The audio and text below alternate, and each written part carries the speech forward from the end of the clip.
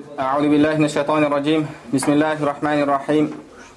الحمد لله رب العالمين، والصلاة والسلام على نبينا وإمامنا وقدوتنا وقرة عيوننا محمد وعلى آله وأصحابه أجمعين. اللهم لا سهل إلا ما جعلته سهلا، وأنت تجعل الحزن إذا شئت سهلا. رب يسر ولا تعسر، رب تمم بالخير. رب اشرح لي صدري ويسر لي أمري واحلل عقدة من لساني يفقه قولي. اللهم علمنا ما ينفعنا وانفعنا بما علمتنا، وزدنا علما وعملا وتقا وإخلاصا يا رب العالمين. أما بعد، السلام عليكم ورحمة الله وبركاته. الله سبحانه وتعالى қалауымен бидағат тақырыбын жалғастырамыз. Біз өткен кешегі дәрісімізде пайғамбарымыз саллаллаху алейхи уассаламның сахабалары күллі бидағатин далала, әрбір бидағат адасушылық деген хадистен кез келген бидағаттың адасушылық емес екенін, ол дінге қайшы болған бидағаттың адасушылық екенін түсінгенін істерінен көрдік. Және соларға қатысты біраз хадистерді оқыдық. Олардың әлгі амалдарды істеуіне кеше біз айтып кеткен. Бидағатты біздің ғұламаларымыз түсіндіріп бергендей түсінгеніне дәлел. Себебі олар әрбір кез келген амал бидағат деп түсінгенде әлгіндей іс-әрекеттерге бармас еді. Пайғамбарымыз саллаллаху алейхи вассаламнан сұрамай. Пайғамбарымыз саллаллаху алейхи вассаламның өзі кім біздің дінімізге діннен болмаған нәрсені енгізсе өзіне қайтарылады деп айтты, және соны іс-әрекетінде, өмірінде, практика жүзінде бізге көрсетіп берді. Бір сахабалар шариғатқа сай болған, шариғатқа қайшы келмеген амалдар істеген кезде пайғамбарымыз саллаллаху алейхи вассалам оларды қайтарған жоқ. Керісінше олардың үлкен сауапқа ие болғанын айтты. Тағы да сол сияқты біраз сахабалар, иншалла қазір соларға да бір тоқталып кетсек. Имам Бухари рахмахуллах Абу Саид ал-Худри радиаллаху анхудан келтіреді. Пайғамбарымыз саллаллаху алейхи вассаламның бір топ сахабалары сапарға шығады. Арабтардың бір қабиласы, бір ауылына келіп тоқтайды. Олардан қонақ етуін сұрайды. Негізі алдыңғы арабтардың әдеті олар қонақжай болған. Енді олар сол кезде өздерінің менталитетіне жат нәрсені істеді. Қонақ етуін сұраған кезде فَأَبَوْا أَنْ يُضَيِّفُوهُمْ, қонақ қылудан бас тартады. فَلُدِغَ سَيِّدُ ذَلِكَ الْحَيِّ, сол тайпаның, сол қабиланың, сол ауылдың бастығы, басшысы жылан шағады оны. فَسَعَوْ لَهُ بِكُلِّ شَيْءٍ لَا يَنْفَعُهُ شَيْءٍ, барлық іс-әрекет жасап көрді, еш нәрсе пайда бермеді. فَقَالَ بَعْضُهُمْ لَوْ أَتَيْتُمْ هَؤُلَاءِ الرَّهْطِ الَّذِي نَزَلَ بِكُمْ لَعَلَّهُ أَنْ يَكُونَ عِنْدَ بَعْضِهِمْ شَيْءٍ. Пайғамбарымыз саллаллаху алейхи вассалам сахабаларына барып көрейік дейді кейбіреулер. Әлгі бізге келгендерге, оларда бір пайдасы тиетін нәрсе бар шығар деді.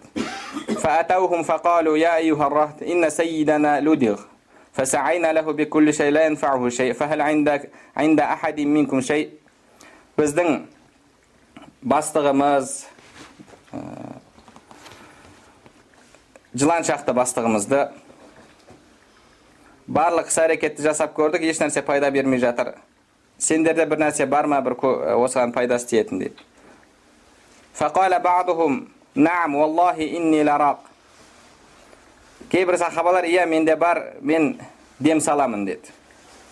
وَلَكِنْ وَاللَّهِ لَقَدْ اسْتَضَفْنَاكُمْ فَلَمْ تُضَيِّفُونَا. Біз сендерден қонақ қылуды сұрап едік, қонақ етпедіңдер бізді. فَمَا أَنَا بِرَاقٍ لَكُمْ حَتَّى تَجْعَلُوا لَنَا جُعْلًا. Енді мен тегінге дем салып бермеймін сендерге деді. Тегін дем салып бермеймін. فَصَالَحُوهُمْ عَلَى قَطِيعٍ مِنَ الْغَنَمِ. Бір отар дейміз ба, енді бірнеше қойға келіседі. فَانْطَلَقْ وَيَقْرَأَ الْحَمْدُ لِلَّهِ رَبِّ الْعَالَمِينَ. Фатиханы оқып дем салады. حَتَّى كَأَنَّمَا نَشَطَ مِنْ عِقَالٍ. Енді бір байлаулы болып, сол байлаудан шешілген сияқты әлгі олардың көсемі, биі, басшысы жазылып кетеді. قالوا فأوفوهم جعلهم الذي صالحهم عليه. Сөйтіп келіскен нәрсесін береді. Кейбір сахабалар бөлісек дейді. Бірақ дем салған сахаба айтады: Пайғамбарымыз саллаллаху алейхи ва саллямға барайық, бірінші айтайық болған нәрсені дейді. Пайғамбарымыз саллаллаху алейхи ва саллямға келген кезде Пайғамбарымыз: "Ума юдрика аннаха руқия." Оның дем екенін қайдан білдің дейді. Асабтум иқсиму.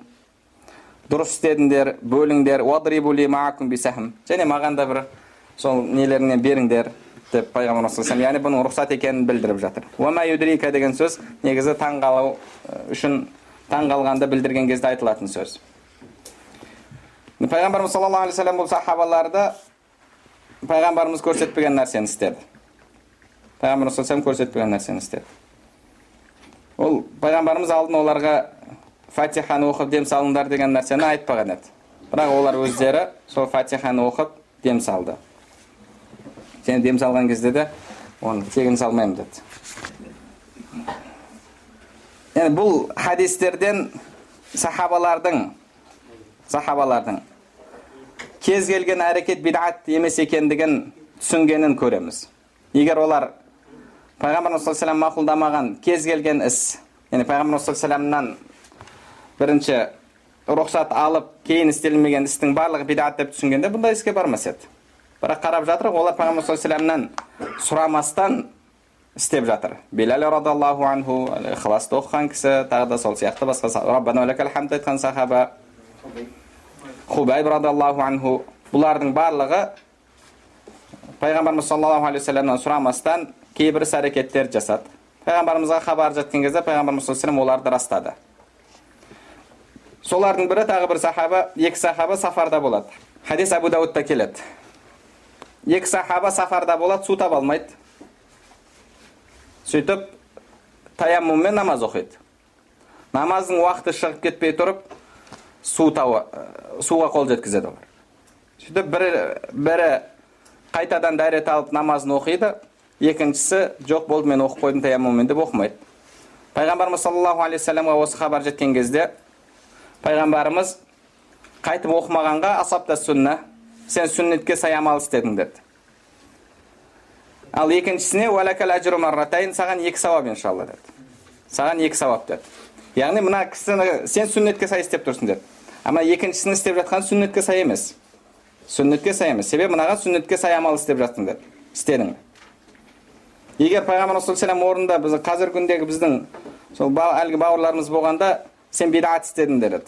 Бірақ Пайғамбар саллаллаху алейхи ва саллям сүннетке сай амал істемеген адамға иншалла саған екі сауап деді. Яғни тура барлық кез келген іс Пайғамбарымыз саллаллаху алейхи ва саллямның сүннетіне сай болмаса да, бірақ шариғатқа қайшы болмайтын болса, онда ол амал адамды бидатшы етпейді. Осы сахабаларға ұқсаған тағы бір басқа сахабалар өздерінше әрекет етіп кейбір амалдарды жасады.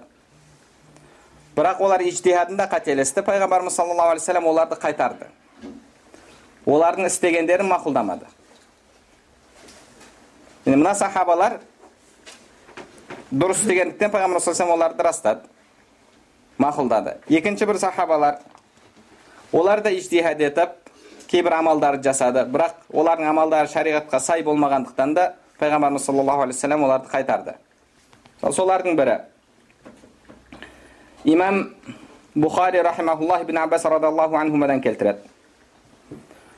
بينما النبي صلى الله عليه وسلم يخطب إذ هو برجل قائم فسأل عنه فقال أبو إسرائيل نذر أن يصوم في الشمس ولا يقعد ولا يستظل ولا يتكلم.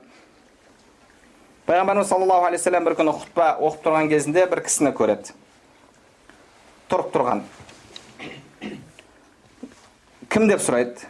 Сахабалар Абу Исраил деген кісі күнде тұрып ораза тұтуға, отырмауға, көлеңкеге кірмеуге және адамдармен сөйлеспеуге нәзір етіпті деді. Солай өзіне уәде берген, осылай құлшылық етемін деп.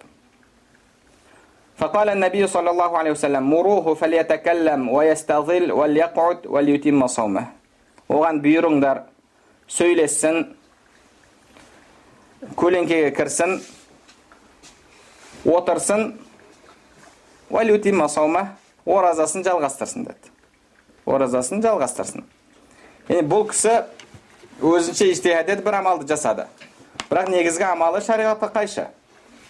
Себебі біздің дінімізде ол күннің астында тұрып тәнді азаптау арқылы адам Құдайға жақын болады, оның сауабы артады деген ереже жоқ. Керісінше, денеміз Алланың аманаты, ағза мүшеміз Алланың аманаты. Ма жа'ала алейкум фид-дини мин харадж. Алла субхана ва тағала бізге ешқандай дінде қиыншылық қаламайды. Юридуллаху бикумул иср. Алла сендерге жеңілдікті қалайды. Вала юриду бикумул аср. Ауырлықты қаламайды. Бұл кісі өзінің тәнін азаптау арқылы бір ерекше сауапқа ие болам деп ойлады. Сол үшін де ораза тұтам деді. Ораза тұтқанда күннің астында тұрып, көлеңкеге кірмеймін, адамдармен сөйлеспеймін. Ал негізі адамдармен сөйлеспеу, сол арқылы бір сауапқа ие болам деп ойлау, ол да дұрыс емес. Риядус салихинда бап келеді. Бір түн, бір күн сөйлеспей өткізуден қайтарған бап. Біреу енді пікір жүргізу үшін үндемей отырса, әлбетте ол шариғатқа қайшы тірілген емес. Бірақ мен сөйлемеу арқылы ерекше сауапқа ие болам деп ойлау, ол әлбетте қате түсінік. Бірақ енді тіліне ие бола алмайтын адам болса, сөйлеген сайын қателесетін адам болса, ол адамға азырақ сөйлеген әлбетте абзал. Пайғамбарымыз саллаллаху алейхи ва саллям отырсын деді. Бізде ораза тұтқан кезде тұрып тұтсаң, оның сауабы бар, ол артықшылық деген нәрсе жоқ. Бұндай нәрселер басқа дін өкілдерінде бар. Мысалы, христиандарда сондай қазіргі кезде қаншалықты оларда бар екен білмеймін, бірақ сондай ағымдары болған. Адамның денесі бұл нәжес. Адам денесін, тәнін қанша азаптаса, сонша Құдайға жақын болады деп олар ойлайтын. Сонымен шомылмай жүру, денені азаптау, оларда бір құлшылық болып есептелетін. Біздің дініміз ол нәрседен қайтарды. Мына кісі сол шариғатымыздағы жеңілдікке қайшы амал істеп жатқан кезде Пайғамбарымыз саллаллаху алейхи ва саллям оны қайтарды. Бірақ оразадан қайтарған жоқ, оразасын тұта берсін деді. Оразасын тұта берсін. Бірақ басқа амалдардан қайтарды. Сол сияқты басқа бір үш сахаба Пайғамбарымыз саллаллаху алейхи ва саллям үйіне келді. Сөйтіп Пайғамбарымыз саллаллаху алейхи ва саллямның ибадаты жайында сұрастырды. Әйелдері былай құлшылық жасайды деді. Хадисте келеді, тақаллуха деді. Азсынды олар. Бірақ енді пайғамбар жәннет уәде етілген, ол кісіге одан да жасаса да жарасады. Біз күнәһар пенделерміз, біз құлшылықты одан да көбірек жасауымыз керек деді. Бірі тұрып, мен өмір бойы үйленбей өтем деді. Өмір бойы үйленбей өтем. Екіншісі, мен өмір бойы ораза тұтып өтем деді. Яғни жыл 12 ай аузымды ашпаймын. Үшіншісі, мен ешінен бұдан кейін түнде ұйықтамаймын ешқашан. Сөйтіп үшеуі келісіп кетті. Пайғамбарымыз саллаллаху алейхи ва саллямға хабар жеткен кезде пайғамбарымыз ашуланды. Сөйтіп, мен сендерден де Алладан қаттырақ қорқамын деді. Бірақ мен асуму ва уфтир. Ораза тұтам, және аузымды ашып та жүрем деді. Шариғатымызда өздеріңізге белгілі нәрсе, ол жыл 12 ай ораза тұтқан қайтарылады. Енді қатты ораза тұтқысы келіп бара жатса, Дауд алейхиссаламның оразасы. Бір күн ауыз ашық болады, бір күн ауыз жабық болады. Ары кеткенде. Ал бірақ толығымен 365 күн ауыз жабық болу деген нәрсе ол жоқ. Екінші біреу айтты, мен үйленбеймін деді. Ал үйлену Пайғамбарымыз саллаллаху алейхи ва саллям сүннәті. Пайғамбарымыз саллаллаху алейхи ва саллямның сүннәті. Керісінше біздің дініміз үйленуге шақырады. Пайғамбарымыз үйленді.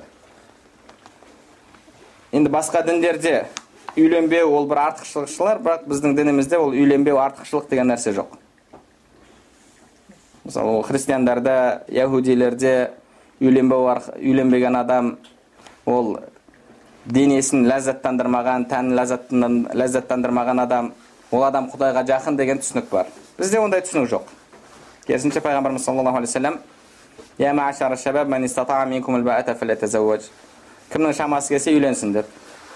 Құранда: "Фанкиху ма таба лакум минан ниса'i маthna ва thulатha ва руба'." Екеуге үйленіңдер, үшеуге, төртеуге деді. Яғни біздің дініміз керісінше үйленуге шақырады.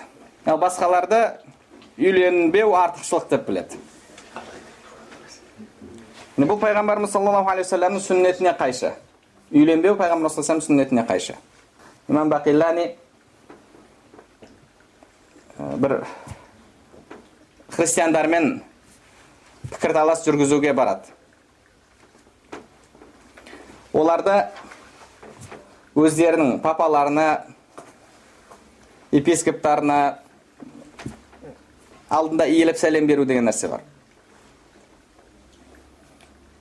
Мұсылмандарда ол нәрсе жоқ. Имам Бақиллани рахмахуллах олармен пікірталас жүргізетін жерге барған кезде олар кіретін есікті өте төмен қылып істеп қояды. Не адам иіліп кіретін қылып. Бұлай тіке кірсеңіз басыңыз тиіп қалады, иіліп кіретін қылып. Әти, алдына кірген кезде иіліп кірсін деп. Олардың дін басшысын. Имам Бақиллани рахмахулла бұны түсінеді. Сөйтіп ол кісі кіреді, иіліп, бірақ кіргенде артымен кіреді. Ана жерге артымен кіреді.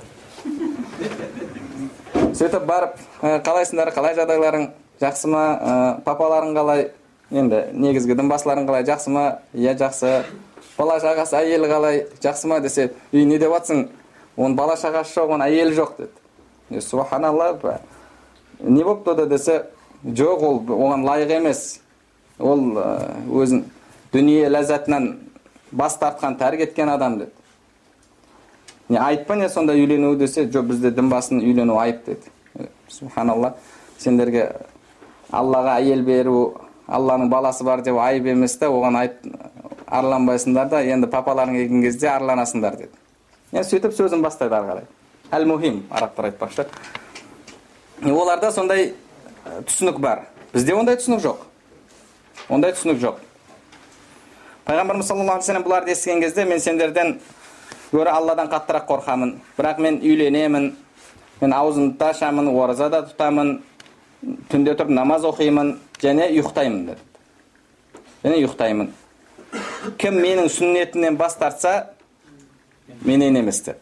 Хаман рағиб ан сүннати фалайса минни. Бұлар пайғамбарымыз саллаллаху алейхи вассалам сүннетіне қайшы тірлік істеді. Пайғамбарымыз саллаллаху алейхи вассалам оларды қайтарды. Бұлар шариғатты қайшы тірлік істеген кезде, шариғаттың рухына қайшы амалдар істеген кезде, пайғамбарымыз саллаллаху алейхи вассалам оларды тыйып тастады. Тағы бір сахаба, ол кісі Муаз радиаллаху анху. Шамнан келген кезде пайғамбарымыз саллаллаху алейхи вассаламға сәжде жасайды. Пайғамбарымыз саллаллаху алейхи вассаламға сәжде жасайды. Пайғамбарымыз саллаллаху алейхи вассалам: "Ма бұл не?" дейді. Сонда Муаз радиаллаху анху айтады: "Қадимту аш-Шам фарайтум ясджудуна ли батариқатихим ва асақифатихим фарату наф'ала залика бик." Мен Шамға барған кезде олардың өздерінің патриархтарына, батариқа, асақифа, епископтарына осы нәрсені істеп жатқанын көрдім. Саған да солай істегің келді деді. Пайғамбарымыз саллаллаху алейхи вассалам: "Ла таф'ал." Бұл нәрсені істеме. Фа инни лау амарту шай'ан ан ясджуда ли шай'ин ла амарту зауджата ан тасджуда ли зауджиха. Егер біреуге сәжде етуі рұқсат болғанда, егер сәжде етуге бұйырғанымда, онда әйелінің күйеуіне сәжде етуін бұйырар едім деді. Хадисті имам ибн Маджа рахимахуллах бабу хаққи зауж алал мар'a, яғни күйеудің әйелінің алдындағы ақысы деген бапта келтіреді. Бұл жерде де Муаз радиаллаху анху біздің шариғатымызға қайшы тірлік істеді. Пайғамбарымыз саллаллаху алейхи вассалам оны қайтарды. Оны қайтарды. Себебі "Ман ахдаса фи амрина ма лайса минху фахуа рад." Кім біздің дінімізге діннен болмаған нәрсені енгізсе, өзіне қайтарылады. Діннен болмаған нәрсені енгізсе. Енді осы жерде сәжде мәселесіне тоқталып кете салайық. Адамның адамға құрмет тұрғысынан, құлшылық тұрғысынан емес, құрмет тұрғысынан сәжде етуі ширк па, ширк емес па? Егер құрмет тұрғысынан болатын болса, ол ширкке жатпайды. Ол дінде қайтарылған іс харам болады, бірақ әрбір харам іс ширк емес. Әрбір харам іс ширк емес. Бұл ширк емес. Бірақ харам. Арақ ішу мысалы. Арақ ішу харам ғой. Бірақ арақ ішу ширк па? Ширк емес.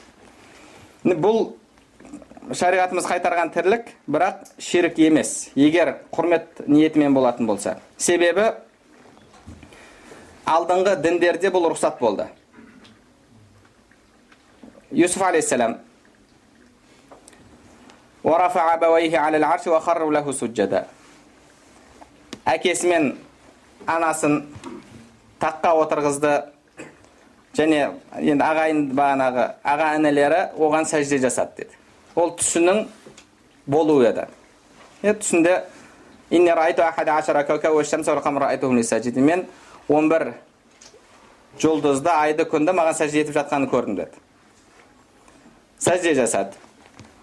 Періштелер Адам алейхиссаламға сәжде жасады. Бұл құрмет сәждесі еді. Егер ол ширк болғанда, алдыңғыларда да рұқсат болмас еді. Себебі ширк ол кез келген пайғамбарда харам болды. Алла субханала тағала Құран кәрімде وَلَقَدْ أُوحِيَ إِلَيْكَ وَإِلَى الَّذِينَ مِنْ قَبْلِكَ لَئِنْ أَشْرَكْتَ لَيَحْبَطَنَّ عَمَلُكَ. Саған және сені алдыңғыларға уахи етілді. Егер ширк жасасаң, амалың күйіп кетеді. Ширк бұл барлық пайғамбарларда харам болды. Шариғат өзгереді. Шариғат өзгерді, бірақ Аллаға деген құлшылық, ширк мәселесі, ширк алдыңғыларда рұқсат болды да бізге келіп харам болды деген нәрсе, ол ақылға сыйымсыз нәрсе. Бұл қате тірлік, бірақ ширк емес. Ширк емес. Себебі алдыңғыларда ширк рұқсат болған жоқ. Бұл да пайғамбарымыз саллаллаху алейхи вассалам алдында осы істі істеді, пайғамбарымыз саллаллаху алейхи вассалам мақұлдаған жоқ. Имам Насаида келеді. Сахабалар пайғамбарымыз саллаллаху алейхи вассалам ат-тахият, ташахудты үйретті. Бірақ кейбір сахабалар ат-тахият, ассаламу аля Аллах ва аля Микаил ва Джабраил деген сөздерді айтатын еді. Сондай сөздерді айттық деп. Пайғамбарымыз саллаллаху алейхи вассалам олай айтпаңдар, ассаламу аля Аллах деп айтпаңдар, фа инна Аллаха хуассалам деді. Аллаға сәлем болсын деп айтпаңдар, Алланың өзі ассалам. Алланың есімдерінің бірі ассалам. Бұларда қайшы тірлік істеген кезде пайғамбарымыз саллаллаху алейхи вассалам қайтарды. Пайғамбарымыз саллаллаху алейхи вассалам қайтарды. Яғни бұл жалпы сахабалардың тірлігінен көретініміз, олар кез келген істі бидат деп түсінген жоқ. Кез келген істі бидат деп түсінген жоқ. Сол үшін де осы амалдарды жасады. Енді кейбіреулерін пайғамбарымыз саллаллаху алейхи вассалам қайтарды, екінші біреулерін пайғамбарымыз саллаллаху алейхи вассалам керісінше мақұлдады, және оған сауаптың бар екенін айтты. Енді мынандай бір мәселе. Біз өткенде хадис оқып бердік. Мән санна фил ислами сүннатан хасана. Кім исламда жақсы сүннет қалдырса деген хадис. Осы хадистің шархында біздің ахи бауырларымыздың шейхтары айтады. Бұл хадис сендерге дәлел болмайды деді. Шариғатта жақсы бидат, жаман бидат деп бөлінетіндігіне, бидаттың екіге бөлінетіндігіне дәлел болмайды. Себебі пайғамбарымыз саллаллаху алейхи вассалам бұл сөзді дүнияуи мәселеге қатысты айтты дейді. Хадиске қарайтын болсақ, бір кісі көмек сұрап келеді, сонда бір сахаба көмектеседі, тағы бір сахаба көмектеседі, сөйтіп аз уақытта біраз дүние жиналып қалады. Пайғамбарымыз саллаллаху алейхи вассалам оны көрген кезде жүзі сондай нұрланып, қуанғаны көрінеді. Сөйтіп мән санна фил ислами сүннатан хасана. Кім исламда жақсы сүннет қалдырса, оған сауап болады. Және кейіннен келіп оны істеген, сол сүннетпен амал еткендерге сауап болады. Пайғамбарымыз саллаллаху алейхи вассалам бұл хадисті дүниеге қатысты айтты деді. Дүнияуи мәселелерге қатысты. Яғни мысалы бірнеше жігіт жиналып, өзімізге мына нәрсені сүннет етіп алайық, яғни әдет етіп алайық. Әр жұма күні, жұма намазынан кейін біз қарт кісілердің үйіне барып көмектесіп тұрамыз. Үй огородын жинап береміз, ауласын жинап береміз, үйінде бір сынып қалған жер болса, соны түзетіп береміз. Сөйтіп өзімізге әдет етіп алайық деді. Бұл дінге қатысты емес, дүниеге қатысты нәрсе. Немесе біреуге көмектестіріп, әр айда айлық алған кезімізде мынаншадан аударып тұрайық деп, сол сүннет болып қалса, одан кейін оның артынан біреулер келіп сонымен амал етсе, соған сауап болады. Бұның дінге ешқандай қатысы жоқ деді. Себебі пайғамбар саллаллаху алейхи ва саллям оны дінге қатысты айтқан жоқ, дүниеге қатысты айтты деді. Түсінікті ме уәждері? Енді бұлардың бұл уәжі қаншалықты дұрыс? Қаншалықты дұрыс? Егер усул фиқ ғылымына салып көретін болсақ, бұлардың бұл уәжі дұрыс емес. Негізсіз уәж. Себебі тәфсирдің өзінде мынандай ереже бар. Әл-айбрату би-умуми лафзи ла би-хусуси сабаб. Әл-айбрату би-умуми лафз ла би-хусуси сабаб. Яғни, пайғамбарымыз саллаллаху алейхи ва саллям бір жағдайға қатысты бір сөз айтса, бірақ сөз жалпылама келсе, оны себебімен ғана шектеп қоймаймыз. Сөз жалпылама алынады. Сұрақ. Адамның өзін өзі өлдіруі харам ба, харам емес па? Өзіне қол жұмсауы. Құраннан дәлел бар ма оған? Құранда аяттар бар. Вала тақтулу анфусакум. Өздеріңді өлдірмеңдер. Вала тулқу би айдикум иля тахлука. Өздеріңді қатерге, өлімге тастамаңдар деп. Енді бір адам 10 этажға шығып алып,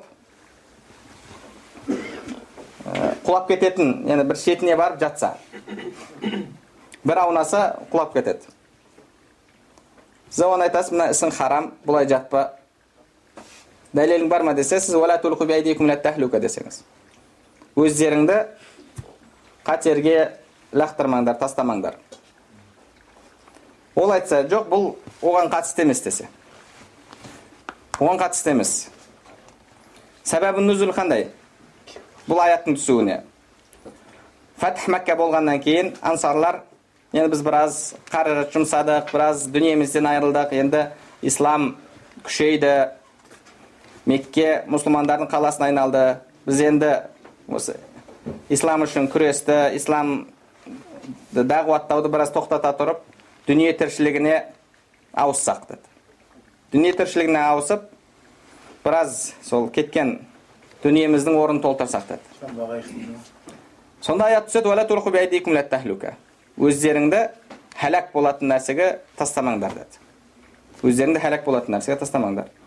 Яғни, дінді жайып тастап дүниеге беріліп кету, ол өзін құрдымға кетіру. Бұл аят сәбәбі нүзул осы. Бірақ аят жалпылама келген. Сол үшін кез келген жерде бұл аят қолданыла береді. Яғни әлгі адам, сіз 10 этажда бұл құлап кететін этаж үйдің бір шетінде жатпа десеңіз, оған мына аят бар десеңіз, оған қарсы айтып жатқан адам ғылыми тұрғыдан қателесіп жатыр. Себебі әл-айбрату би умуми лафзи ла би хусуси сабаб. Егер біз Құранның аяттарын, немесе пайғамбар саллаллаху алейхи ва саллямның хадистерін сол бір себеппен байланыстырып, сонымен шектеп қоятын болсақ, онда ешқандай аят, көптеген аяттар дәлел болуға жарамай қалады. Себебі көбінше бір себептер болады, сол себеппен аят түседі. Тәфсирде қарайтын болсақ. Бірақ қашан сөз жалпылама келген кезде, оны түсу себебімен, айтылу себебімен шектеуге болмайды. Шектеуге болмайды.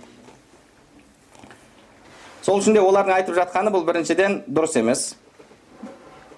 Әл-айбрату би умуми лафз ла би хусус сабаб. Екінші, егер хадистің өзіне қарайтын болсақ, хадистің өзі тақсис жасап тұр бұл жерде. Мән сәнна фил ислами деп кеп тұр. Фи умури дүния деген жоқ, пайғамбар саллаллаху алейхи ва саллям. Мән сәнна фил ислам. Кім исламда жақсы сүннет қалдырса деді. Яғни дінде. Кім дінде жақсы сүннет қалдырса, оған сауап болады деді. Yani әлгі сахабалардың істеген істері, Билал радиаллаху анхудың істегені, тағы да басқа сахабалардың істегені, Пайғамбар саллаллаху алейхи мақұлдаған. Ол негізі сүнна. Шариғи терминге келетін болсақ, Пайғамбар саллаллаху алейхи мән санна фил ислами сүннатан хасана, кім жақсы сүннет қалдырса деді. Ол бидағат қай тұрғыдан? Тілдік тұрғыдан тек қана. Тілдік тұрғыдан бидағат. Yani bid'a lugaviyye, bid'a şer'iyye емес.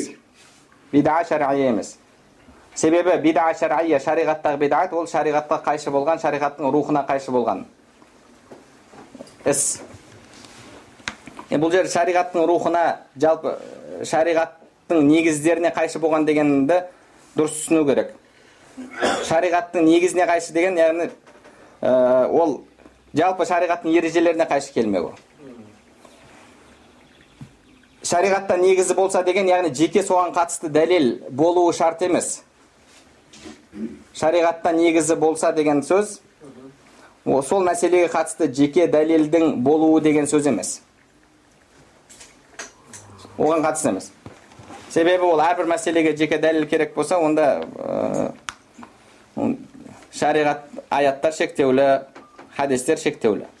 Мысал, осы орыс тілді уағыз айтатын жігіттердің бірінде мынандай әдет бар.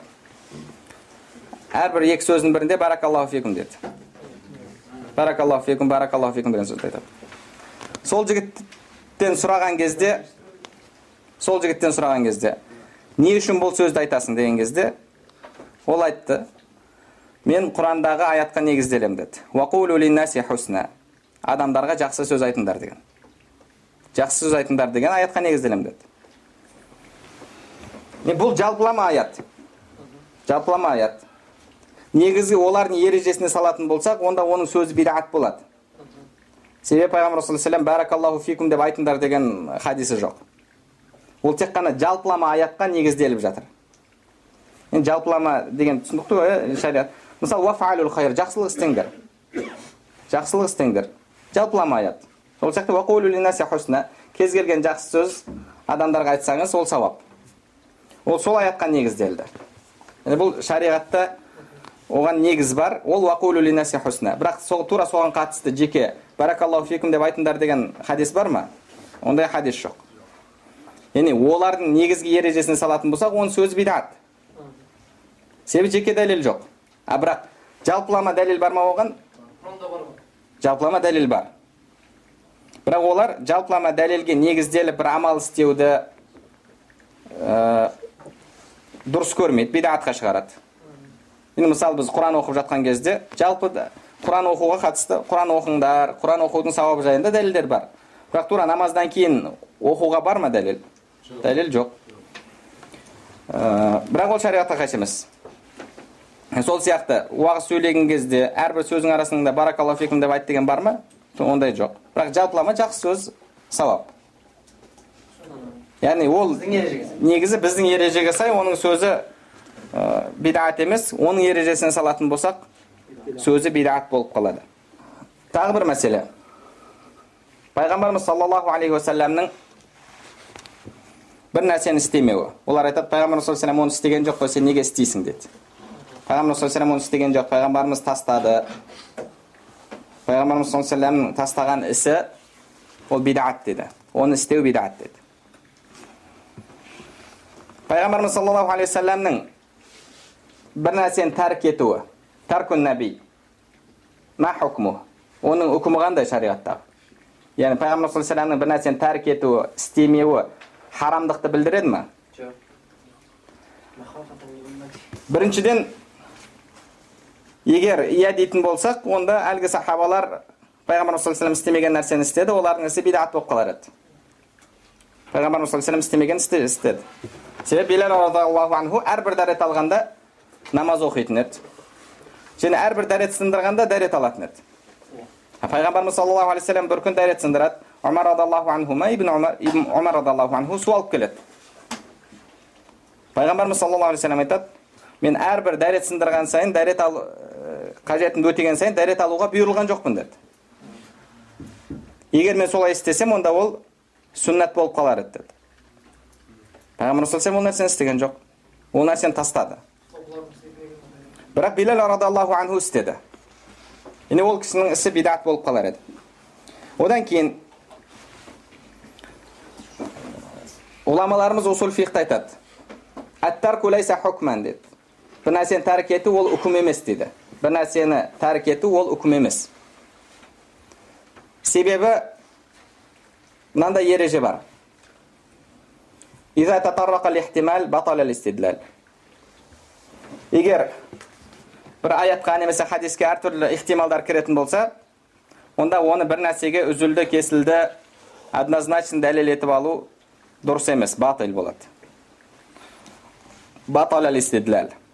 Истидлал етіп алу, дәлел етіп алу батыл болады. Батала жалған болу. Батула батыр болу. Мысал, Құранда Алла субхана ва тағала айтады. Фамсаху би руусикум. Бастарыңа масих тартыңдар. Бастарыңды сүртіңдер. Яғни осы аяттағы бә сөзі. Фамсаху би руусикум. Араб тілінде лил-илсақ келеді. Ханафилер айтады лил-илсақ деп. Лит-табаид келеді. Шафиилер айтады ол мағынада. Кейін зайда мағынасында келеді. Маликилер айтқандай. Яғни бә сөзі бұл жерде осы үш мағынаны бәрін бере береді. Енді мысалы Малики кеседе басқа толық масық тарту парыз десе, олсыз дәрет дұрыс емес. Айюхал Малики дәлелін кән десеңіз, Құрандағы фамсаху би руусикум бастарыңа масық тартыңдар деген аят, әлбә бұл жерде заида десе. Ол адамның дәлелі дұрыс емес. Себебі бә заида да болып келеді, литтабаид да болып келеді, лил-илсақ та келе береді. Яғни мынаға ол ая мухтамила, ихтимал, мынау болуы да мүмкін, мынау болуы да мүмкін, мынау болуы да мүмкін. Енді оны әкеп өзіме жеке дәлел қылып алу бұл дұрыс емес. Бұл дұрыс емес. Енді оған бә заида екеніне, яғни бұл жерде негіз ешқандай мағынасы жоқ артық екеніне дәлелді сырттан іздеу керек. Бірақ бұл аяттың өзін дәлел етіп алуға болмайды. Себебі бұл аятта ихтималдар бар.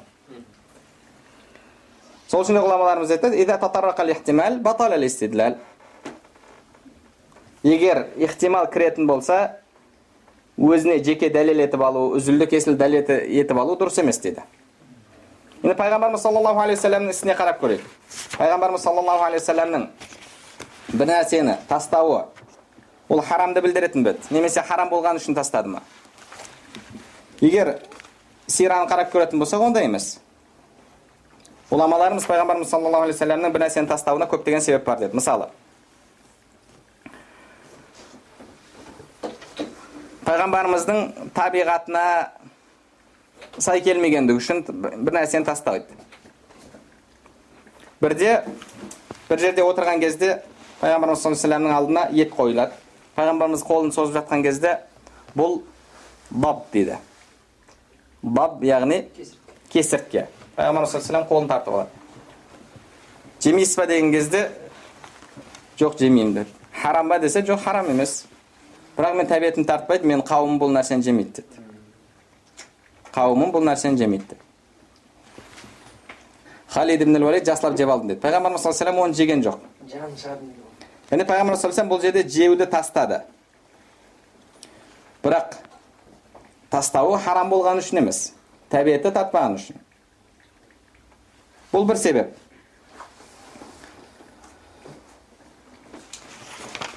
Біз айтып кеткен хадис, қазір айтып кеттік. Умар радиаллаху анху су алып келген кезде дәрет алу үшін айтты, мен әрбір намаз, әрбір дәрет сындырғанда дәрет алуға бұйырылған жоқпын деді. Оны тастады. Лаула ана шуққа ала уммати ла амартухум биссивак. Егер үмметіме қиындық тудырмағанда мисуак қолдануды бұйырар едім әрбір намазды. Әрбір намазды болғанда бұл жерде негізі мағынасы маакули уду. Әрбір дәретте. Ханафи мазхабы солай алады. Кейбіреулер тура намазға тұрып атқан кезде тісін тазалайды. Негіз ол ханафи мазхабында емес, ол хамбалилерде бар ол нәрсе. Ханафилерде дәретпен бірге Себебі ол тазалану, ол дәретпен сай келеді. Пайғамбар саллаллаху тастады үмметіне қиыншылық тудырмау үшін. Пайғамбарымыз саллаллаху алейхи вассалам парыз болып қалмау үшін кейбір істерді тастады. Тарауихты оқыған жоқ. Бірақ оқымауына себеп парыз болып қалмасын деді. Кейде ұмытып тастайды. Бірде 2 ракат намаз оқып қояды, білесіздер. 2 ракат намаз оқып болғаннан кейін Зулиядайн, солай аталады, сахаба: "Я Расулаллах, намаз қысқартылды ма?" деді. Пайғамбар саллаллаху жоқ, қысқартылған жоқ деді. "Сен 2 ракат оқыдың" деді. 2 ракат оқыдың. Басқа сахабалардан сұрайды: "Мынаны айтқан дұрыс па?" деді. "Иә, дұрыс." Пайғамбар саллаллаху тағы да 2 ракат қосып оқиды. Яғни бұл жерде ұмытқаннан тастады. Кейде бір істерді істеген жоқ, ойына келмегендіктен. Пайғамбарымыз саллаллаху алейхи вассалам құрма ағашына сүйеніп тұрып хұтпа айтатын еді. Бір күн сахабалар келді: "Я Расулаллах, сәл биіктеу тұрсаң, даусың қаттырақ естіледі. Біз саған бір минбар жасап берейік" деді. Бір минбар жасап берейік. Пайғамбар саллаллаху алейхи жарайды деп келісті. Сахабалар минбар жасап береді. 3 текпешектен, 3 ступенькадан тұратын. Пайғамбар саллаллаху алейхи соның үстіне шығып хұтпа айтатын болды. Яғни бірінші хұтпа айтуға кейін кезінде әлгі құрма ағашының жанынан өтіп кеткен кезде құрма ағашы жылайды. Муъжизасы. Пайғамбар саллаллаху алейхи жанында тұрмаған үшін. Кәдімгі жас бала сияқты өксіп жылайды. Оны сахабалардың барлығы естиді. Пайғамбар саллаллаху алейхи бұл жерде минбарға алдын шығып хұтпа айтпаған еді. Ойына келген жоқ ол нәрсе. Бірақ сахабалар идея тастаған кезде Пайғамбар саллаллаху алейхи оны қабылдады. Сен сахабаларға мынандай минбар жасаңдар деген жоқ. Сахабалар барды, қолдарынан келгенше 3 ступенькадан тұратын минбар жасап әкеліп берді. Енді бізде қазіргі күнде соны 3 ступеньканы сүннат қылып алды да, кім 4 ступенька болса, ол бір сүннатқа қайшы амал қылып қойды оны. Кейбіреулер. Негізі бұл жерде ешқандай оған дәлел жоқ. 5 болса да 6 болса да. Ол 5 болсын, 6 болсын. Мысалы, Пайғамбарымыз саллаллаху алейхи вассалам духа намазын бір рет қана оқыған негізі. Пайғамбар саллаллаху алейхи вассалам әрдайым оқыған келмейді. Әрдайым оқыған келмейді. Енді басқа себептер бар. Пайғамбар саллаллаху алейхи вассаламның мойнында жүктелген тірліктер көп, мемлекет басқарып жатыр, әрі қазы, әрі имам, әрі мемлекет басшысы. Бұл әрбір хайыр амалды істей беруге Пайғамбар саллаллаху алейхи вассаламның уақыты да жетпегендіктен болуы мүмкін. Пайғамбарымыз саллаллаху алейхи вассалам бір нәрсені фитна болмау үшін кейде тастады. Айша анамызға айтты: "Егер сен Құрайш жаңадан дінге кірмегенде Кәбаны бұзып бұрынғы қалпына келтірер едім" деді. Ибрахим алейхиссалам кезіндегідей етіп салар едім деді. Негізі Құрайш оны қайта салған кезде ақшалар жетпей қалады да, сөйтіп бұрынғы халін емес, қысқартылып жасалынады. Сол үшін де біз не жасаған кезде, тауаф жасаған кезде, қоршалып қойған жер бар ғой. Оның ішінен, ол жерден тауаф жасалмайды. Себебі ол Кәбаның іші секілді. Негізгі құрылысында.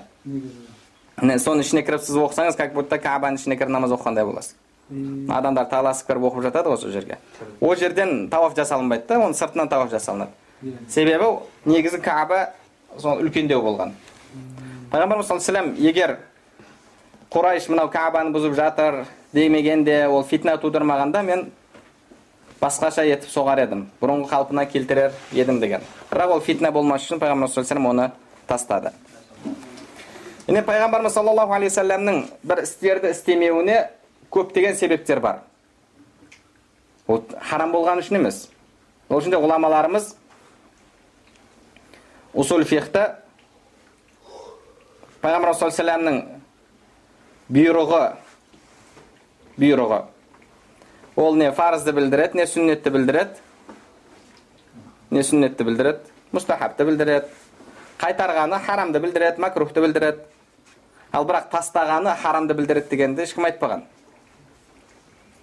Ешкім айтқан жоқ оны. Себебі пайғамбар саллаллаху алейхи вассаламның біз көргендей бір істі істемеуіне, тастауына әртүрлі себептер бар. Енді бағанағы ереже бар. Иза татаррақал ихтимал баталал истидлал. Егер бір мәселеге ихтимал кіретін болса, онда оны бір нәрсеге үзілді кесілді дәлел етіп алу дұрыс емес. Пайғамбар саллаллаху алейхи вассаламның бір нәрсені істемеген ісі харам деп дәлел етіп алу, ол дұрыс емес. Ол шариғаттың ережелеріне, усул фиқтың ережесіне қайшы. Құранда Алла субханала ва тағала: "Ва ма атакум расулу фахузуху ва ма нахакум анху фантаху." Алланың елшісі сендерге нені берсе, нені бұйырса, оны алыңдар. "Ва ма нахакум анху фантаху." Неден қайтарса, оны қайтыңдар деді. "Ва ма таракаху фатрукух" деген аят жоқ. Тастаңдар деген жоқ. Пайғамбар саллаллаху алейхи вассалам істемеген ісінің үкімі басқа дәлелдерден қарастырылады. Үкімі дұрыс па, дұрыс емес пе? Шариғатқа сай ма, сай емес пе? Яғни пайғамбар саллаллаху алейхи вассаламның бір істі істемеуі оның харамдығын білдірмейді. Пайғамбар саллаллаху алейхи вассалам өзі де көптеген хадисінде: "Мен не нәрсені бұйырсам, оны істеңдер, қолдарыңнан келгенше, не нәрседен қайтарсам, одан қайтыңдар. Ал егер не нәрсені мен омасакатту анху үндемеген болсам,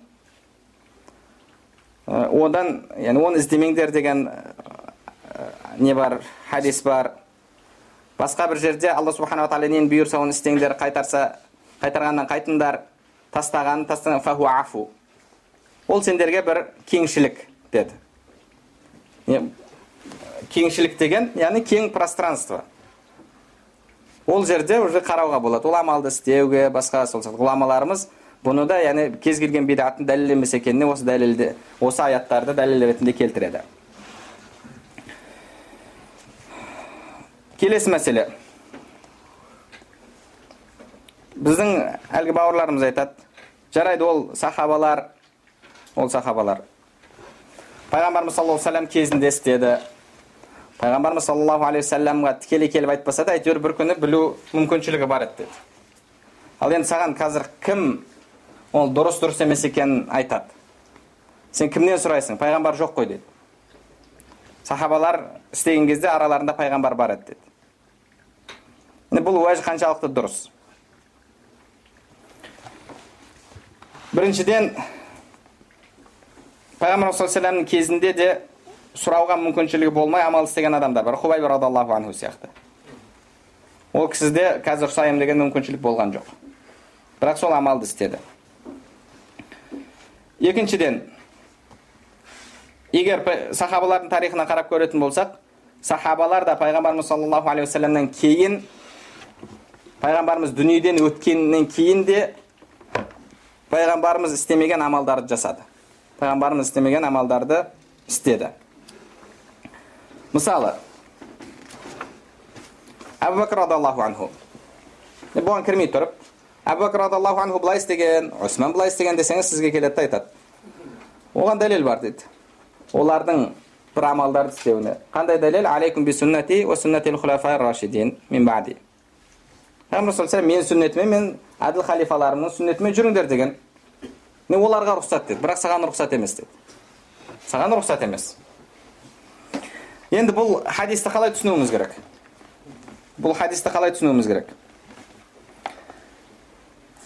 Пайғамбарымыз саллаллаху алейхи вассалам би суннатил хулафаир рашидин, әділ халифалардың деді. Әділ халифалардың.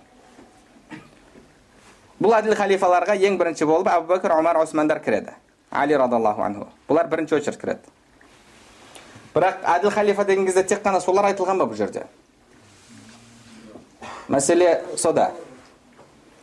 Пайғамбарымыз саллаллаху алейхи вассалам бұл сөзді айтқан кезде сахабалардың арасында Абу Бакр, Омар, Осман, Алиларға хулафай рашид деген атақ берілген бе еді? Оларға сол атау берілді ме? Немесе сахабалар пайғамбарымыздан кейін Абу Бакрдың, Омардың, Османның, Алидің әділ халифа болатындығын, яғни солардың халифа болатындығын білді ме? Сахабалар оны білген жоқ. Сахабалар оны білген жоқ. Енді Абу Бакр радиаллаху анхуға ишараттар бар. Бірақ ол ишараттан да сахабалар барлығы, яғни Абу Бәкірдің халифа болатындығын бірден түсінген жоқ. Пайғамбар саллаллаху алейхи ва саллям бір әйел келеді: "Я Расулаллах, мен сені бұдан кейін таба алмасам кімге барайын?" деді.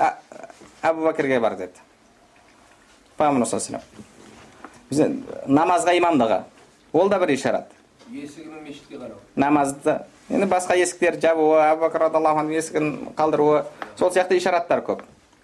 Оны кейін ғұламалар, кейбір сахабалар содан түсінген, бірақ барлығы түсінген жоқ. Егер барлығы түсінгенде, онда жиналып, сендерден амир болсын, бізден амир болсын деп, ондай талқылау болмас еді. Бірақ сахабалардың арасында сондай талқылау болды. Кейбір сахабалар Пайғамбар саллаллаху алейхи ва саллям, дінді сен тапсырғанда біз дүниені сен тапсырмаймыз ба деп Абу Бәкір радиаллаху анхуға байғат берді. Сөйтіп Абу Бәкір радиаллаху анху мұсылмандардың халифасы болды. Одан кейін Омар болды, кейін Осман, кейін Али. Енді оларға әділетті халифа деген атақ қашан берілді? Одан кейін берілді, дұрыс па? Олардың сол басқарып жатқан кезінде олар сол атаққа ие болған жоқ еді ғой. Енді Пайғамбарымыз саллаллаху алейхи ва саллям оны айтып жатқан хулафа рашидин деген кезде әділетті халифалардың менен кейін келетін сүннетін ұстаныңдар деді. Ал Абу Бәкір, Омар, Осман, Али радиаллаху анхуларға әділетті халифа деген атақ кейін берілді. Яғни кейін қалыптасқан терминмен Пайғамбарымыз саллаллаху алейхи ва саллямның сөзін тәфсирлейміз ба? Тәфсирлеуге болады ма? Енді мысал, وَجَاءَتْ سَيَّارَةٌ فَأَرْسَلُوا وَارِدَهُمْ فَأَدْلَى دَلْوَهُ. Юсуф сүресінде керуен келді, шелегін түсірді дейді. Керуен келді, шелегін түсірді, Юсуф алейхиссалам жабысып құдықтан шықты. Сайяра керуен. Енді бұл жерде керуеннің орнына біз келіп, وَجَاءَتْ سَيَّارَ дегенде Хамер келіп тоқтады, немесе Геленваген келіп тоқтады, бибілдетті деп, оны біз тәфсирлеуге болады ма? Бұл кейіннен пайда болған атау. Сайяра, яғни машина. Қазіргі тілде сайяра десе машина. Бірақ ол Құран тілінде ол кезде сайяра ол нәрсеге айтылған жоқ. Сайяра басқа нәрсеге айтылған еді. Енді хулафа рашидин деген кезде Пайғамбар саллаллаху алейхи ва саллям ол олардың халифа болатынды белгілемесе де, оларға кейіннен берілген атақ. Сол үшін де ғұламалар бұл жерде тек қана ол Абу Бәкір, Омар, Осман, Али радиаллаху анхуларға қатысты емес дейді. Кез келген әділетті халифа егер бір жақсы сүннет қалдыратын болса, оны ұстану керек. Бірақ әлгі 4 сахаба олар бірінші кезекте кіреді бұл хадистің мағынасына. Абу Бәкір радиаллаху анху жазда ораза тұтатын еді, қыста аузын ашып жүретін еді. Неге? Себебі Әл-әжру аля қадрил машаққа. Яғни сауап машақаттың көптігіне қарай болады. Мысалы, жазда ораза тұтқан адаммен қыста күннің ұзақтығы қанша болады? Ең қатты қысқарған кезде 16 сағат. Абу Бәкір радиаллаху анху сол үшін де жазда көбірек ораза тұтатын. Бұны имам Ахмад Зухд кітабында келтіреді. Яғни құлшылыққа уақыт белгілеп жатыр. Пайғамбарымыз саллаллаху алейхи ва саллям ол нәрсені істемеген еді. Бірақ Абу Бәкір радиаллаху анху соны істеді. Пайғамбарымыз саллаллаху алейхи ва саллям бізге үйреткен көңіл айтудың түрі бар, дұғасы. Абу Бәкір радиаллаху анху егер біреуге көңіл айтып барса, ол кісі басқаша айтады екен. Лейса ма'ал азаи мусиба ва лейса ма'ал жазаи фаида. Яғни ол біреудің қайтыс болуынан үлкен мусибат жоқ. Бірақ сол кезде истерика болып, адам не дейді, жаза дейді ғой, өзінен шығу. Ода ешқандай пайда жоқ. وَالْمَوْتُ أَهْوَنُ مِنْهُمَا قَبْلَهُ وَأَشَدُّ мِنْهُمَا بَعْدَهُ. Ол өлімнен алдыңғысы жеңіл, өлімнен кейінгісі одан да ауыр. وَذْكُرُوا فَقْدَ رَسُولِ اللَّهِ تَصْغُرُ مُصِيبَتُكُمْ. Пайғамбар саллаллаху қайтыс болған естеріңе түсіріңдер, мусибаттарың азаяды деді. Себебі Пайғамбар саллаллаху өзінің хадисі бар. Егер кімнің бір мусибаты үлкен болса, менің қайтыс болғаным есіне түссін деді. Себебі мұсылмандар үшін одан үлкен мусибат жоқ. Ол жер мен аспанның арасындағы байланыс үзілген уақыт. Көптеген сахабаларға ол ауыр тиген еді. Омар радиаллаху анху сияқты күшті сахабаның өзін жоғалтып қойды. Ва азамаллаху ажракум. Алла әжірлеріңді ұлғайтсын деген сөзді айтатын еді. Бұны имам Суюти Тарихул Хулафада келтіреді. Яғни қазір біреу соны айтатын болса, солай айтатын болса, сен бұның бидат, мұндай түрі айтылмайды, пайғамбар саллаллаху алейхи ва үйреткен дейтін еді. Бірақ Абу Бакр радиаллаху анху пайғамбар саллаллаху алейхи ва кейін осы нәрсені айтатын еді. Омар радиаллаху анху ол кісі бірінші болып әйелдерге бөлек имам тағайындаған. Адамдар көбейіп, дауыс онша естілмейді, олар соңында болған, микрофон жоқ. Оның үшін оларға бөлек имам тағайындайтын еді. Бұны имам Ибн Хиббан рахимахуллах өзінің хадис топтамасында келтіреді. Бірінші болып 20 ракат тарауих оқығанда Абу Бакр радиаллаху анху. Еркек имам ба жаңағы? Еркек имам, әйел емес. Себебі пайғамбар саллаллаху алейхи ва саллям хадис бар: ла хайра фи жамаати ниса. Әйелдердің жамағатында хайыр жоқ деген. Имам Ибн Исхақ рахимахуллах Омар радиаллаху анхудың Байтул Мақдиске барған кезде лаббайк Аллахумма лаббайк деп тәлбие айтқанын келтіреді. Лаббайк Аллахумма лаббайк. Байтул Мақдис Ақсаға барған кезде. Негізі ол неде айтылады? Дұрыс па? Қажылықта айтылады. Бірақ ол да мұсылмандардың бірінші қибыласы, бір сондай қасиетті жер. Бұл жерде қияс жасап айтып жатыр. Енді қияс дегенде бұл жерде қияс шабах, қияс аль-айла емес. Қияс шабах яғни бір ұқсас нәрселерге үкім беру, ол айласы бір болу емес. Себебі негізі қияс ол айламен болады. Егер айласы негізі қияста айласы сай келмесе, онда оны қияс ма'ал фариқ дейді. Қияс ма'ал фариқ. Яғни арабтар оны қияс аль-байд аля базинжан дейді. Жұмыртқа мен баклажанды салыстыру дейді. Естігенсіздер ме оны? Бірде бір күні бір кісі баласына бір пакет баклажан береді. Балам, мынаны пәленшінің үйіне апарып бер дейді. Баклажанды алып барады, бар дарбазасын тақылдатады, ашпайды. Тақылдатады, ашпайды, сонымен кетіп қалады. Үйіне барады.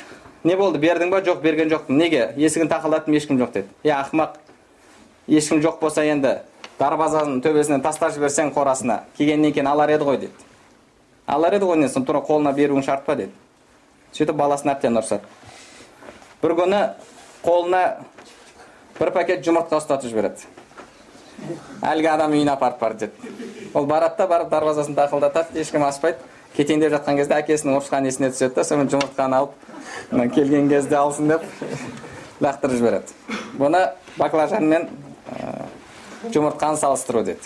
Яғни ол екеуінің айласы келмеген кезде бір-біріне салыстырылмайды.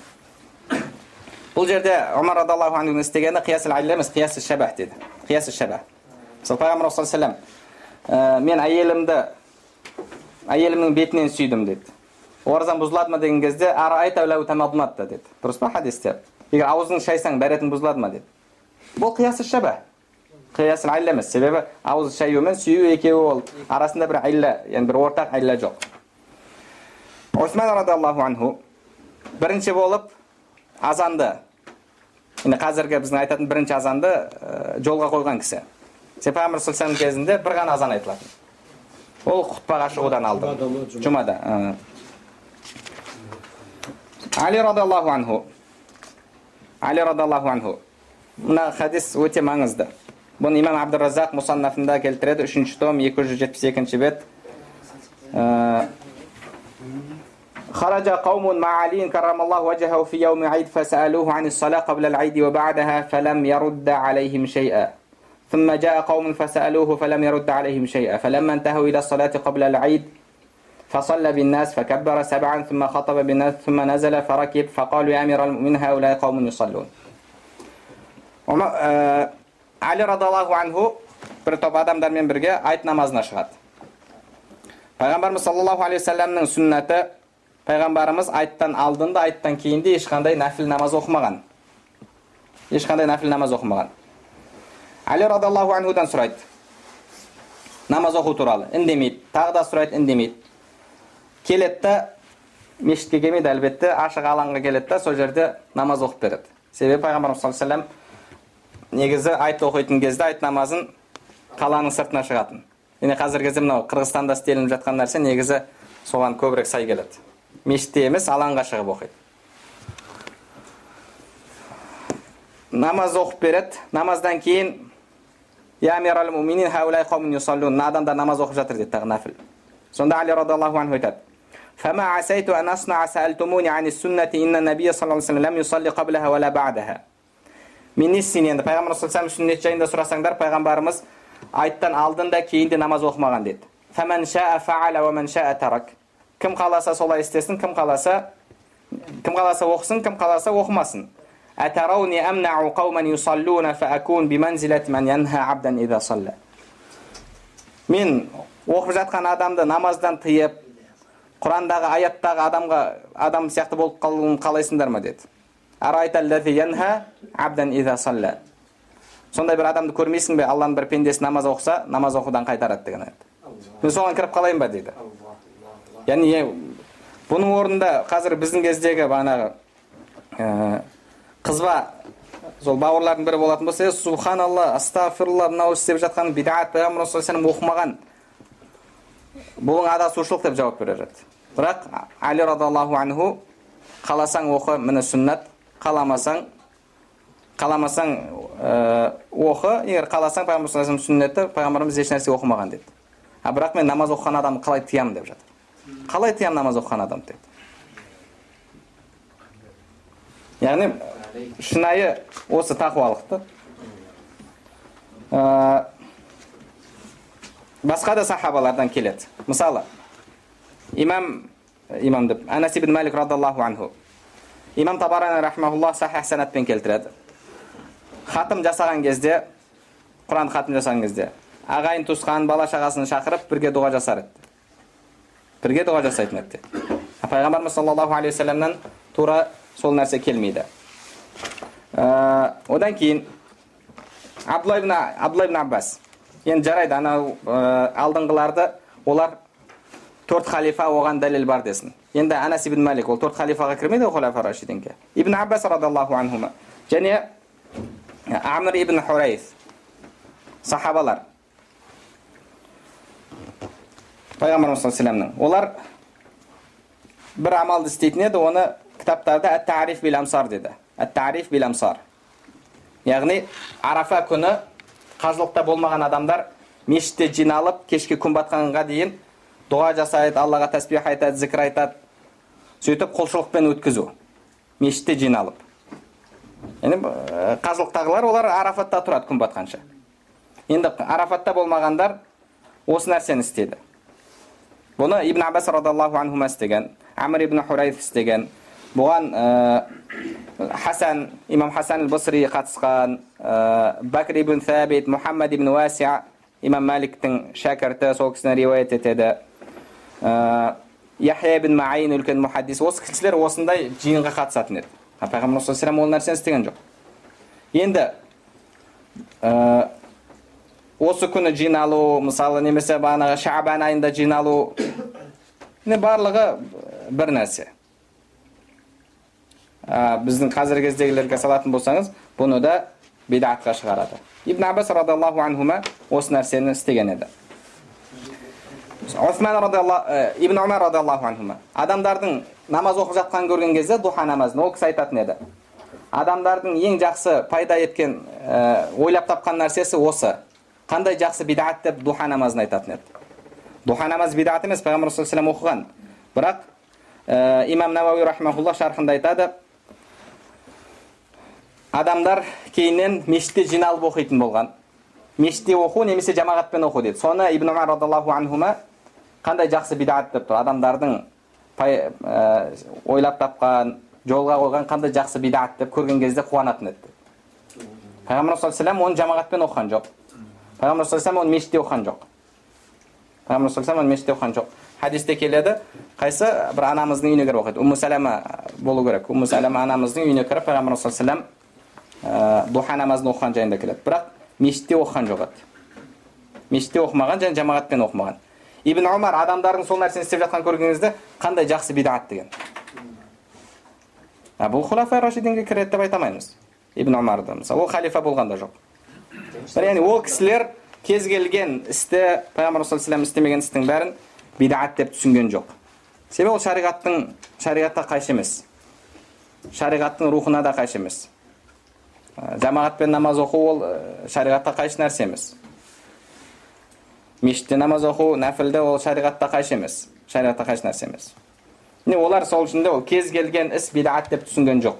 Пайғамбар саллаллаху алейхи істемеген істің барлығы бидағат деп түсінген жоқ. Омар радиаллаху анхудың хадис кітаптарында келеді, ләббәйк аллахумма ләббәйкті басқаша айтатын еді ол кісі. Басқаша формада айтатын.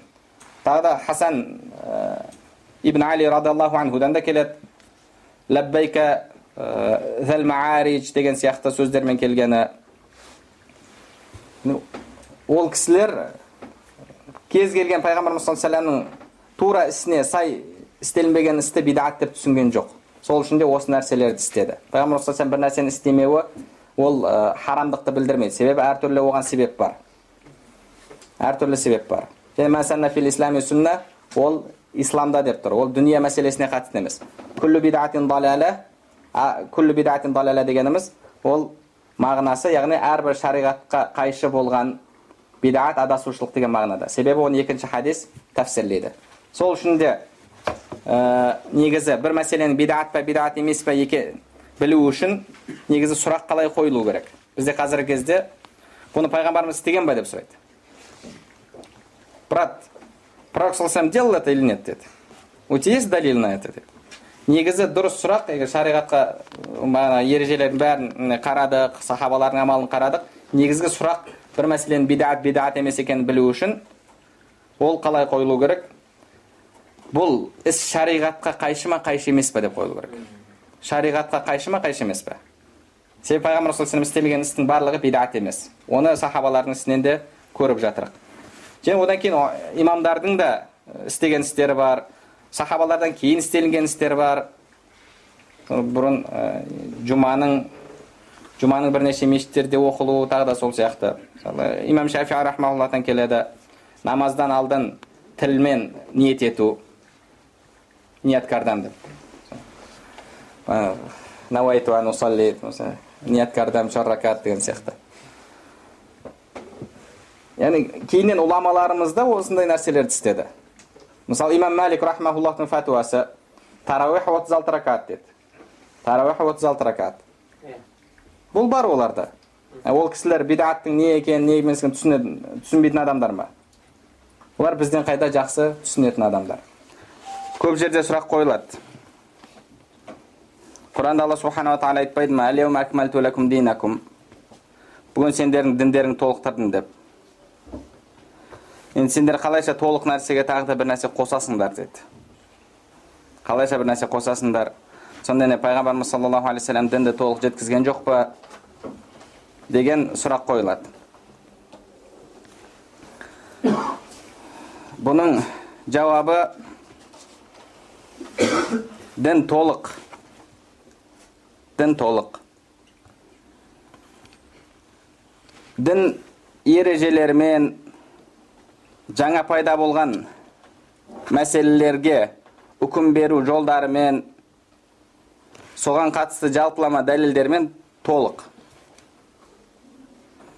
Ал мынау бидағат мәселелері, немесе бидағат деп айтылып жатқан кейбір мәселелер, олар жаңа пайда болып жатқан оқиғалар, шариғат соның үкімін береді. Басқа нәрселерде жаңа нәрселер пайда болады. Шариғат оның үкімін береді. Сол сияқты бұл мәселелерде жаңа пайда болған кезде оны шариғат үкімін береді. Мынау дұрыс емес. Мынау шариғатқа сай, мынау шариғатқа сай емес деп. Дін толық деген кезімізде ақида мәселелері толық, негізгі парыздар барлығы анық. Енді бірақ ол әрбір заманда жаңа істер пайда болып отырады. Енді біздің дініміз ақиретке дейін болатын соңғы дін. Және әрбір істің шариғатымызда үкім бар. Шариғатымызда үкім бар. Сол үшін бұл мәселелерге қатысты да шариғат біз бидағатты қалай ажыратамыз, қалай ажыратпаймыз, соған қатысты бізге ережелер беріп кетті. Біз сол ережелерге саламыз. Егер «Ал-яума акмалту лакум динакум» бүгін діндерін толықтырдым деген аяттан кейін қосылған әрбір іс бидағат, адасушылық болғанда, онда сахабалардың істері де бидағат, адасушылық болар еді. Олар бұл аяттан ешқандай бір шариғатқа қайшы келмейтін, пайғамбар саллаллаху алейхи ва саллям істемеген амалды істеуге болмайды деген ойды немесе ондай пікір түсінген жоқ сахабалар. Сол үшін де олар әлгінде шариғатқа қайшы келмейтін амалдарды істеді, біз өткенде айтып өткен. Енді бұл аят «Ал-яума акмалту лакум динакум» бұл жерде оны дәлел ретінде келтіріп, ешқандай бір пайғамбар саллаллаху алейхи ва саллям істемеген амалдың бәрін істеуге болмайды, оның барлығы бидағат болады деген бұл аятты келтіру негізі орынсыз бұл жерде. Бұл аятты келтіру орынсыз. Яғни дін толық, ол ережелерімен осы мәселелерге қатысты және басқа да мәселелерге қатысты үкім шығару қағидаларымен толық. Бірақ әлбетте бұл мәселе ол кез келген дүнияви мәселедегідей діни мәселелердегі ненің бидағат, ненің бидағат емес екенін шешетін ғұламалар. Оны кез келген жеке адам келіп, қатардағы намазхан келіп, мынан бір істі істейді, бұл шариғатқа қайшы емес деп өз алдына істеуге ақысы жоқ. Бұл мәселелерді шешетін мүжтәһид ғұламаларымыз. Біз қазір жалпы бидағат мәселесін ғылыми тұрғыдан талқыладық, сахабалардың амалдарын көрдік, хадистерді біз бір-бірімен ұрған жоқ, біз керісінше топтап түсінуге әрекет жасадық. Ғылыми тұрғыда нәтижесі ол кез келген пайғамбар саллаллаху алейхи ва саллям істемеген іс, 4 халифа істемеген іс бидағат емес екен. Шариғатқа қайшы болмаса, ол бидағат емес. Пайғамбар саллаллаху алейхи ва саллям да өзінің өмірінде соны практика жүзінде бізге көрсетті. Енді осымен иншалла тоқтайық.